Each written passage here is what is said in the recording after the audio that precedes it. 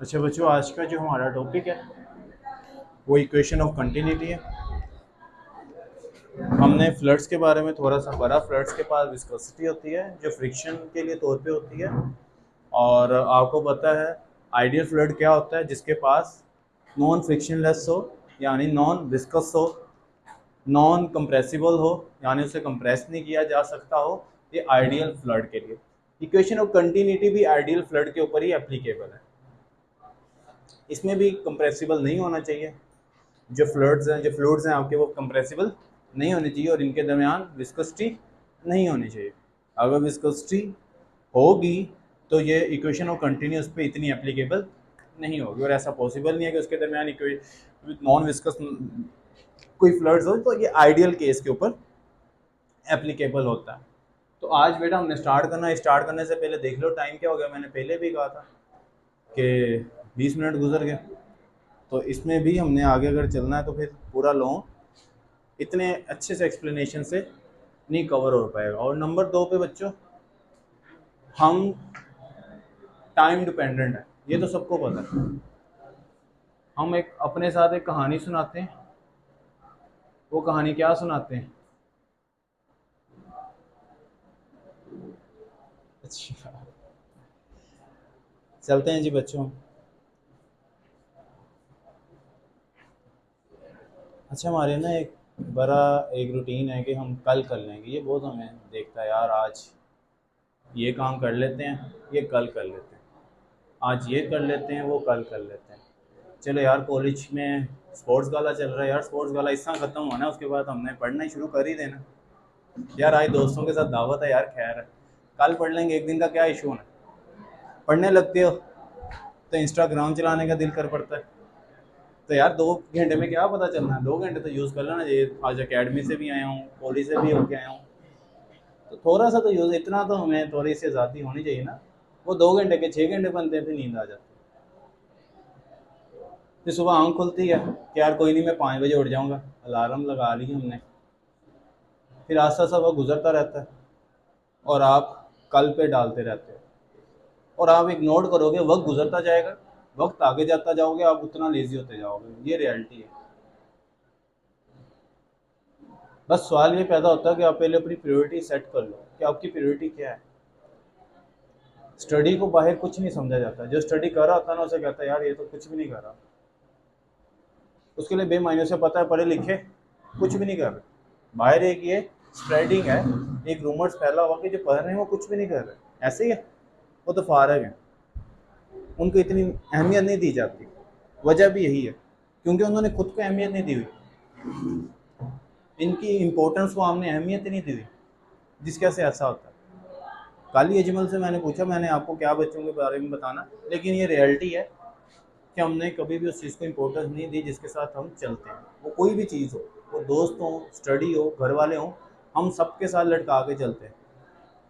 सबको कुछ ना कुछ बहाने लगा के चलते हैं। स्टडी के साथ बहाने लगाते हैं, बस खुद को खुश रखने के लिए, खुद का दिन अगले दिन में डालने के लिए कि आज का दिन तो गुजरे किसी ना किसी तरीके से। घर वाले कोई काम कहते हैं, उसको भी टाल देते हैं, कुछ ना कुछ बहाने बना, उससे बहाना बनाते हैं कि यार मैं इतना पढ़ के आया हूँ, वहाँ भी तो काम कहेगी मुझे, अब तो ये कहेगी, अब तो वो कहेगी, उसको उसके काम पे डाल देते हैं। कॉलेज वाला हो, उसको बहाना स्कूल का दे देते हैं, और घर का बहाना दे देते हैं, हाँ जी मेरी माँ मुझे यहाँ ले गई, हम दावत पे चले गए, उनका काम उन पे डाल देते हैं। अकेडमी में भी कोई ना कोई डाल देते हैं बहाने। तो हम खुद का दिन गुजारते हैं ताकि अगला दिन आए और अगले बहाने पिछले बहाने से मिला दें, और यही रूटीन चलती है। और इंसान की लाइफ इसी के ऊपर डिपेंड करती है। जो अच्छे से इन चीज़ों को कवर करता है, वो उसकी लाइफ ही परफेक्ट चलती है, उसकी लाइफ ही आगे जानेंगे। लेकिन ये ज़िंदगी को अगले दिन पर डालने के ऊपर हम रखते हैं। हमारा पर्पज़ नहीं है ये चीज़ें करना। घर जाके हम थके हुए नहीं शो हो सकते, थकावट हमारा पर्पज़ नहीं है। हम एक इंसान और बेहतरीन इंसान है, ठीक है। जानवरों को आधी रात भी काम लिया जाए ना, वो देते हैं, उनकी ज़ुबान नहीं होती, अगर उनको काम करने का कहें वो करते हैं। वो बेशक कोई भी एनिमल्स हो, एक बैक्टीरिया, एक इंसेक्ट्स है ना, रात को अगर उसका खाना है, अगर सुबह खाना है, उनके लिए भी रेस्ट नसीब उन्हीं के मुताबिक जो खुदा ने उनको टाइम दिया, अदरवाइज उनका टाइम भी नहीं है। ये इंसान एक अच्छी मखलूक़ात है जो डिसाइड कर सकता है कि उसने कब काम करना, उसने कब नहीं काम करना। उसके लिए आपके पास टाइम टेबल तो होना चाहिए, थोड़ा सा तो होना चाहिए, कभी तो होना चाहिए। चलो बेटा हम स्टार्ट करते हैं क्वेश्चन ऑफ क्वांटिटी। इंपॉर्टेंट लूँगा बेटा, बड़ा आसान लूँगा, इतना मुश्किल नहीं है, बस एक छोटी सी बात समझनी है। यहाँ पे मैं एक पाइप ले लेता हूँ, यहाँ से मैं क्या करने लगा हूँ, फ्लूइड्स को इन करूँगा और खुद ब खुद फ्लूइड्स आउट होगा यहाँ से, ऐसे ही है या नहीं? यहाँ से फ्लूइड्स इन होगा, फ्लूइड्स में यहाँ पे इक्वेशन वो कंटिन्यू स्ट्रीमलाइन फ्लो पे डिपेंड करती है, टर्बुलेंट पे फ्लो पे नहीं करती, स्ट्रीम लाइन फ्लो पे डिपेंड करती है। भी मैं बता चुका हूँ स्ट्रीम लाइन और टर्बुलेंट फ्लो क्या होता है। अब यहाँ पे देखो, यहाँ पे एक पार्टिकल है, यहाँ से एक पार्टिकल इन होगा, इसके पीछे वाले पार्टिकल उसके बैक ही होंगे। यही पार्टिकल जब इन होगा, यही पार्टिकल जो ए है, ए पॉइंट पे है, ये बी पॉइंट पे पहुंच जाएगा। यही पार्टिकल जब बी पॉइंट पे पहुंच जाएगा, ऐसे ही है। फिर ए पार्टिकल यहां से कहां तक जा रहा है, यहां तक, कितना एक डिस्टेंस कवर कर रहा है। इस पार्टिकल को मैं मान के दे देता हूँ, जब बी पे पहुंचेगा उसके बाद ये जो पीछे वाला पार्टिकल है ये भी बी पे पहुंचेगा, फिर उसके बाद पीछे वाला पार्टिकल वो भी बी पे पहुंचेगा। ये तो नहीं हो सकता पहले ए पहुंच जाएगा, पीछे वाले पार्टिकल उसके निकलने के बाद आएंगे। साथ साथ ही पार्टिकल एक साथ साथ ही फ्लो करेंगे ना, स्ट्रीमलाइन फ्लो इसे कहते हैं ना, जब एक पार्टिकल दूसरे पार्टिकल को एक ही लाइन पे, एक ही स्ट्रीम पे फॉलो करता रहे, वो स्ट्रीमलाइन फॉलो होती है। अब एक पार्टिकल यहाँ पे वाटर है, लिक्विड में ले लो, वाटर पाइप के अंदर से फ्लो करता है, कभी देखा कि पहले एक वाटर का ड्रॉप या एक पार्टिकल मालिक्यूल निकल है, फिर दूसरा मालिक्यूल, वो स्ट्रीमलाइन फ्लो करते रहता है। तो यहाँ पे जो एक पार्टिकल है उसका डिस्टेंस यहाँ से लेके यहाँ तक बी तक गया, उसका डिस्टेंस क्या हो गया, x1 हो गया, ठीक हो गया। और यहाँ से लेके यहाँ तक स्पीड क्या होगी उसकी, v1। जब वो b पे पहुंचेगा तो इसकी स्पीड क्या रहेगी, सेम रहेगी या चेंज हो जाएगी?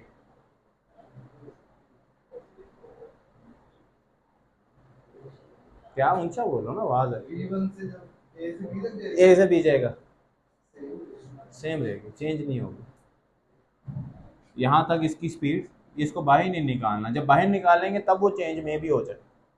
जब पार्टिकल इस पाइप से बाहर जाएगा तब मे भी पॉसिबल है चेंज हो जाएगी, लेकिन जब तक ये पॉइंट इस पॉइंट पे है इसकी स्पीड क्या रहेगी, सेम रहेगी। क्लियर है, ये हमें पता चलेगा। तो यही इक्वेशन ऑफ कंटिन्यूटी है, the product of area, cross section area and velocity, the product of cross section area and velocity always remain, this is called equation of continuity. कोई मुश्किल? अब इस कंसेप्ट को थोड़ा सा डीप करते हैं। अब इस पार्टिकल ने बाहर भी निकलना, अगर ये कांस्टेंट है तो मैं कह सकता हूं जो वेलोसिटी है वो इनवर्सली प्रोपोर्शन हो जाएगी 1/, एरिया के। एरिया कम, पार्टिकल की बाहर निकलने की स्पीड ज्यादा। जिस स्पीड से इन होगा पॉसिबल नहीं है उस स्पीड से आउट भी हो। अब लेट करो, यहाँ पे मैं पार्टिकल की स्पीड, यहाँ पे एरिया कम कर देता हूँ, ऐसे कर दिया। अब यहाँ पे सिर्फ एक ही तो पार्टिकल फ्लो नहीं करेगा, यहाँ पे अगला पार्टिकल, नीचे पार्टिकल, ये भी पार्टिकल और ये भी पार्टिकल। ये पार्टिकल जब ए पे यहाँ पे पहुंचेगा, यहाँ पे पहुंचेगा, यहाँ पे पहुंचेगा, यहाँ पे पहुंचेगा, तो ये पार्टिकल कहाँ जाएगा, ये अपनी डायरेक्शन करेगा इसके पीछे, इसको पुश करेगा और इस पार्टिकल की स्पीड ज़्यादा हो जाएगी। जब ये पार्टिकल और ऊपर जाएगा, ये पार्टिकल इसको पुश करेगा, इस वाले पार्टिकल को, यानी जो नीचे वाले पार्टिकल्स हैं वो ऊपर वाले पार्टिकल को क्या करने लग जाएंगे, पुश करने लग जाएंगे, क्योंकि यहाँ पे एरिया क्या है, कम है। आ रही समझ? तो एरिया कम होने की वजह से स्पीड क्या हो जाती है, ज्यादा, लेकिन मैस कितना रहता है, सेम रहता है। यानी जितना मैं वाटर इन कर रहा हूं उतना ही मुझे वाटर आउट मिलेगा। आप वाटर ज्यादा नहीं ले सकते, आप कहोगे मैं 1 लीटर पानी डाल के एरिया कम करके उसे 2 लीटर कर लूँ पानी को, ऐसा पॉसिबल नहीं है। जितना टाइम पे ये वाटर इन हो रहा है उतने टाइम पे वाटर बाहर निकलेगा। अगर 1 सेकंड में वाटर इन हो रहा है तो 1 सेकंड में उतने वाटर के पार्टिकल्स बाहर निकले। आप जो बाल्टी आप कहते हो ना, जब हम अक्सर बाल्टियाँ पाइप के जरिए फिल कर रहे होते हैं तो एरिया कम कर लेते हैं, उसके आगे फिंगर रख के उसका एरिया कम कर देते हैं, तो स्पीड ज़्यादा होती है। आपको लग रहा था कि बाल्टी ने वो टब से होता है या कोई आपके पास बोर होता है वो जल्दी फिल हो जाएगा, ऐसा नहीं है। टाइम देख लेना, दोनों रिमेन कॉन्स्टेंट है। बिना ओपन एरिया और क्लोज एरिया में देख लेना, दोनों सेम ही टाइम पे फिल होंगे। ये हमारी साइकी है कि हम आगे पाइप के हाथ रख लेते हैं और बाल्टी फिल करते हैं और वही क्या हमें लगता है कि वो जल्दी फिल हो जाएगी, ऐसी है या नहीं?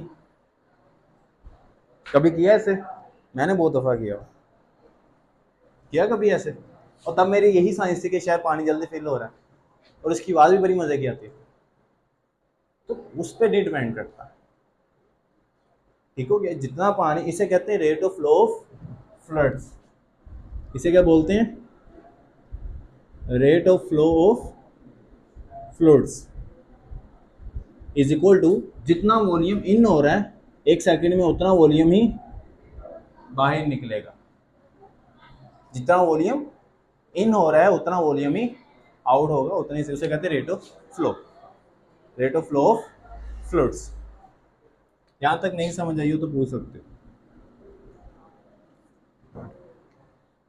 यहाँ तक समझ आ गई? चलो अब थोड़ी सी बातों को डीप करते हैं। बिस्मिल्लाह। इतना ही डीप, ऐसे ज़्यादा डीप क्या कर लो। चलो जी, अब दोबारा वही सिस्टम बनाता हूँ। स्पीड ज़्यादा रहती है, मैथ कांस्टेंट रहता है और टाइम भी कांस्टेंट रहता है, और डेंसिटी क्या होगी इनकी, कांस्टेंट या इंक्रीज या decrease? Density math per unit volume होता है, तो डेंसिटी कांस्टेंट होगी या नहीं होगी? कांस्टेंट होगी। मैथ पर यूनिट वॉल्यूम पे डिपेंड करती है, स्पीड पे डिपेंड नहीं करती डेंसिटी। पार्टिकल का वॉल्यूम भी कांस्टेंट, मास भी कांस्टेंट, और फिर उसकी डेंसिटी भी कांस्टेंट होगी। चलो आ जाओ, यहाँ पे पार्टिकल इन हो गया, यहाँ से पार्टिकल इस पॉइंट पे इन हो गया, और यहाँ पे मैं पार्टिकल की स्ट्रेंथ ज़्यादा कर देता हूँ। उसने यहाँ से लेके लेट करो यहाँ तक उसने डिस्टेंस x1 कर लिया, क्लियर हो गया? ये पार्टिकल्स हैं, x1 कर लिया और इसकी स्पीड क्या आ जाएगी? v1। अब यहाँ से वो डिस्टेंस बाहर निकला, लेट करो वो बाहर फ्लो करता हुआ कैसे आएगा? ऐसे आएगा,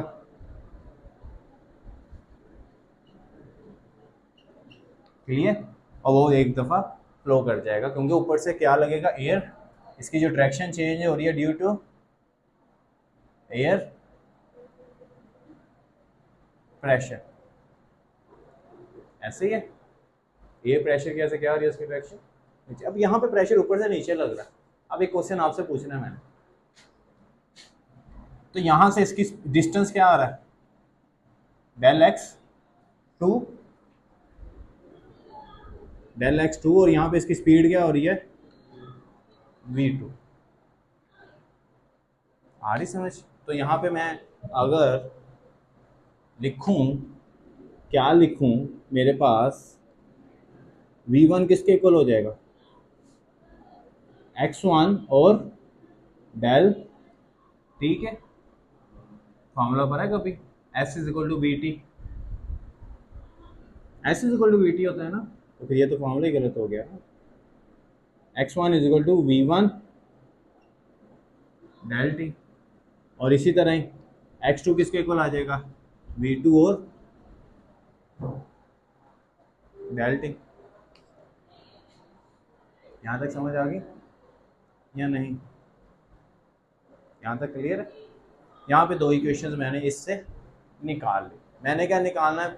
इक्वेशन को कंटिन्यू क्या कहती है? The product of area and velocity remain constant. Product of area and velocity remain constant, ठीक हो गया? अगर मैं वॉल्यूम की बात करूं, वॉल्यूम किसके इक्वल होता है? Length multiply by width multiply bye width. क्या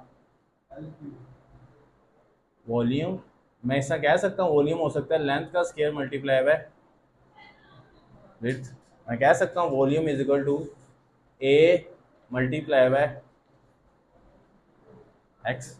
एक्स भी डिस्टेंस है, विड्थ भी डिस्टेंस है, लेंथ किस में कन्वर्ट हो गया, इन। अगर ये वॉल्यूम 1 हो, यानी एंट्री का जो वॉल्यूम हो वो V1 से रिप्रेजेंट हो जाएगा, तो यहाँ पे एरिया आ जाएगा और x क्या हो जाएगा, 1 हो जाएगा। x1 की वैल्यू में पुट करूँगा तो क्या बनेगा, a, x1 की वैल्यू क्या होगी, V1, और यहाँ पे क्या आ जाएगा, डेल टी। ये v को थोड़ा छोटा रिप्रेजेंट करना और इस v को कैपिटल मार्कल कर देना। क्लियर हो गया। और इसी तरह सिमिलरली वॉल्यूम 2 आउट का जो वॉल्यूम होगा वो क्या हो जाएगा, a v2 और डेल टी। यहाँ तक समझ आइए या नहीं? बात वही है, प्रोडक्ट मैंने सिर्फ एरिया रिप्रेजेंट करना है ना, एरिया चाहिए मुझे, क्या चाहिए, a dot b is equal to constant. मुझे क्या चाहिए, ये प्रूव करना है इक्वेशन कंटिन्यू में, क्योंकि बाकी सारी चीज़ें रिमेन कांस्टेंट है। मैथ जितना इन हो रहा उतना बाहर हो रहा, रिमेन कांस्टेंट। वॉल्यूम जितना शुरू किया उतना ही एंड क्या है, रिमेन कांस्टेंट। डेंसिटी उस पार्टिकल की क्या है, रिमेन कांस्टेंट है, उतना ही एरिया ले रही है। एक मास कितना वॉल्यूम ले रहा है, सेम वॉल्यूम ले रहा है। एक पार्टिकल कितना वॉल्यूम ले रहा है, क्या ये पार्टिकल इससे ज़्यादा वॉल्यूम ले सकता है? वॉल्यूम भी रिमेन कांस्टेंट, डेंसिटी भी रिमेन कांस्टेंट। कांस्टेंट क्या नहीं है, एरिया चेंज हो रहा है, एरिया कम या ज़्यादा हो रहा है, स्पीड कम और ज़्यादा हो रही है। बस ये प्रूव करना है हमने। इसके अंदर वो कैसे प्रूव कर रहे हैं, मैंने पहले वॉल्यूम ले लिया, इसका वॉल्यूम V1 और V2 निकाल लिया, उसमें से एरिया आ गया और उसी में से क्या आ गई, स्पीड आ गई।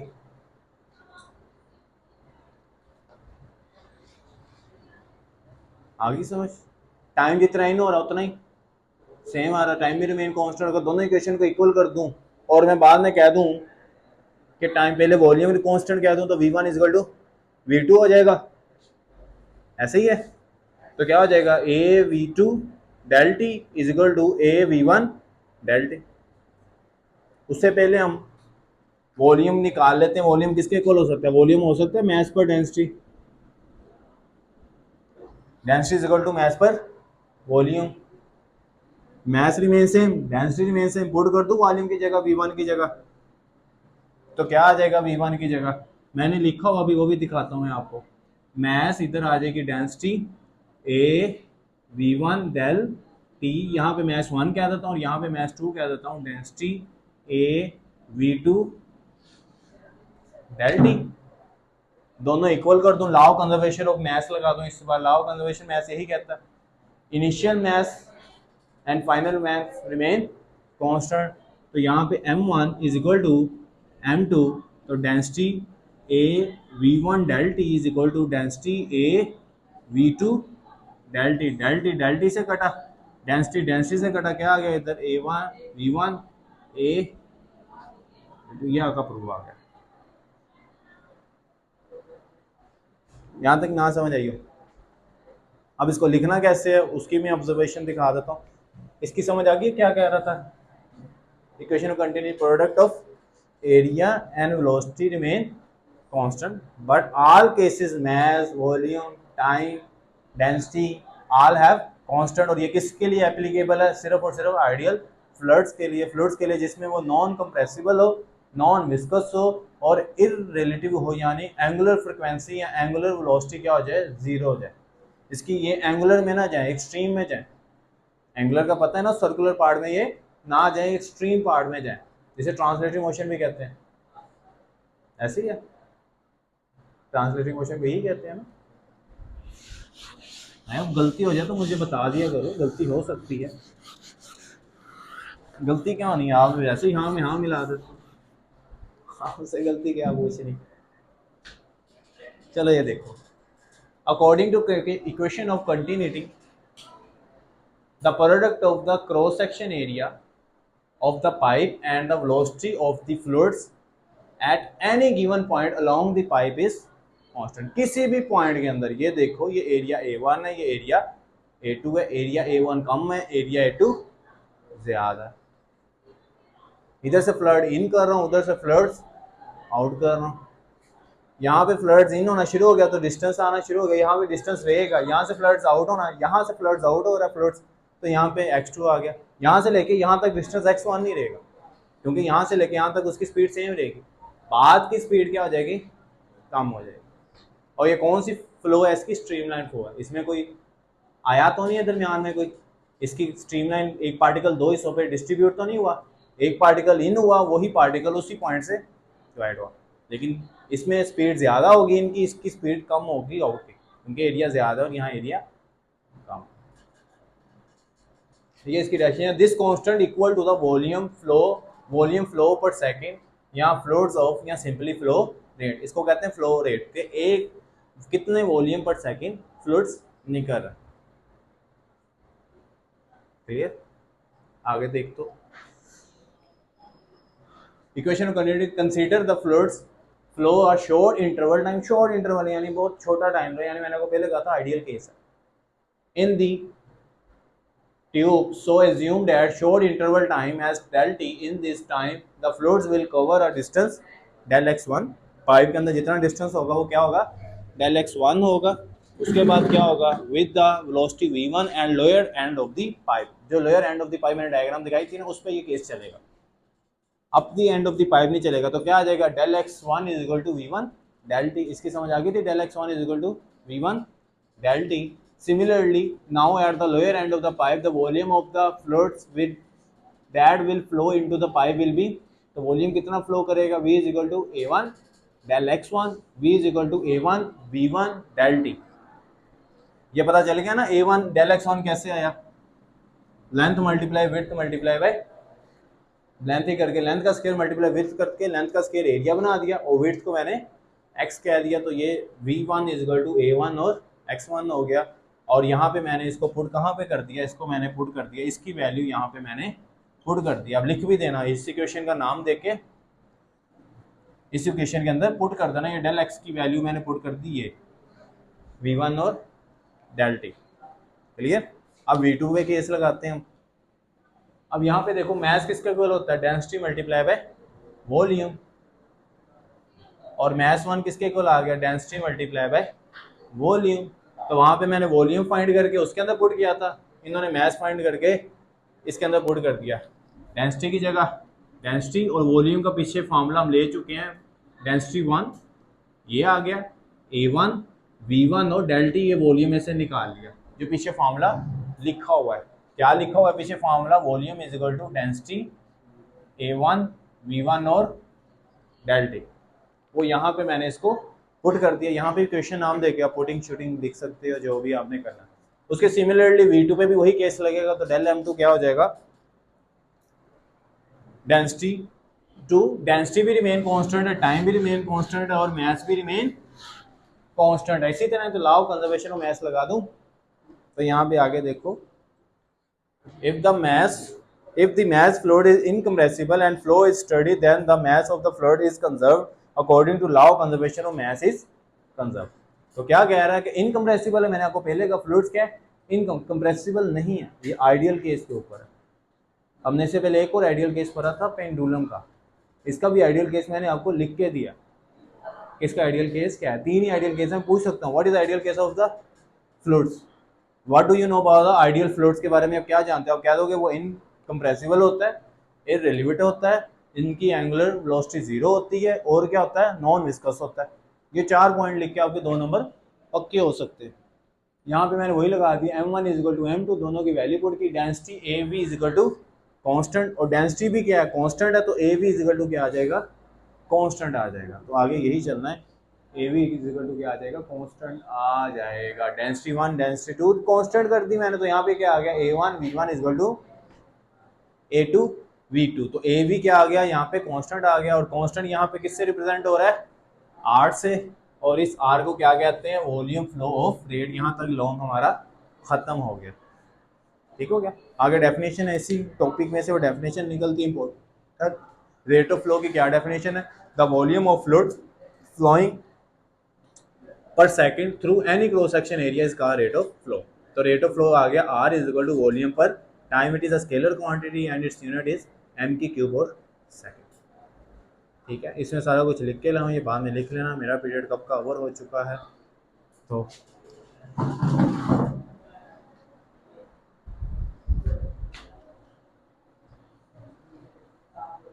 कल बेटा इससे ज़्यादा इंपॉर्टेंट ना होगा, ये लिख के छुट्टी करना। ठीक है? या इसकी पिक ले लो अभी मोबाइल से, तो फिर लिख के लेकिन छुट्टी करना, जब टाइम मिले लिखना शुरू कर देना।